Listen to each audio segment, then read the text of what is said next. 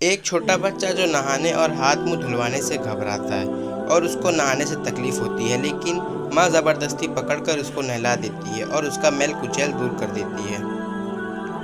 بچہ نہانے کے دوران روتا بھی ہے اور چیختا بھی ہے، لیکن ماں اس کے باوجود اس کو نہیں چھوڑتی۔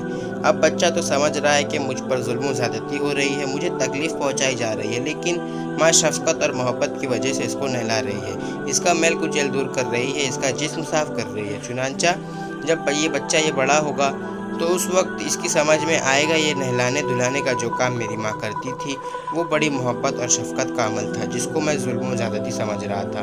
اگر میری ماں میرا میل کچیل دور نہ کرتی تو میں گندا رہ جاتا۔ بالکل اسی طرح اللہ تعالیٰ اپنے بندوں کے حالات کی سختی اور آزمائی سے گزار کر ان کے گناہوں کو صاف کر دیتا ہے، اور گناہوں سے توبہ کرنے والا اس طرح پاک صاف ہو جاتا ہے جیسے اس نے گناہ کیا ہی نہ ہو۔ اللہ تعالیٰ ہم سب کو گناہوں سے بچنے اور ہر وقت توبہ و استغفار کرتے رہنے کی توفیق عطا فرمائے۔ آمین۔